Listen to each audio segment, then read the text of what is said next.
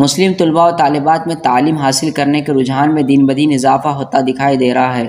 کئی لوگ ناندیڑ سے بیرون ملک، بیرون ریاست، بیرون شہر جا رہے ہیں۔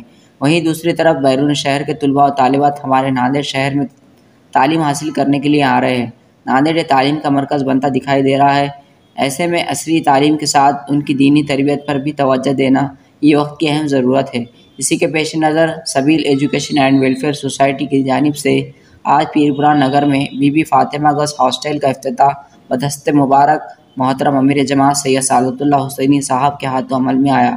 اس موقع پر مولانا الیاس خان فلاحی، امیر حلقہ جماعت اسلامی حلقہ مہاراشٹر، محترم عبدالجلیل صاحب، محترم زبیر احمد مدنی، ناندیڑ میونسپل کارپوریشن کی میئر جے شری پاوڈے میڈم، ملیکہ فردوس باجی صاحبہ، ابرار دیشمکھ، امیر مقامی ناندیڑ بھی موجود تھے۔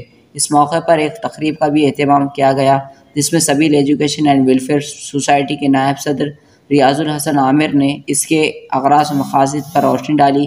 بعد ازاں محترم سعادت اللہ حسینی صاحب نے اپنا خطاب پیش کیا۔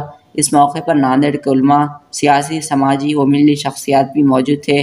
سبھی نے جماعت کی اس کاغذ ہاسٹل کے افتتاح کے موقع پر جماعت کے ذمہ داران کو مبارکباد پیش کی اور نیک خواہشات کا اظہار کیا۔ نظامت کے فرائض سید یونس سر نے انجام دیے۔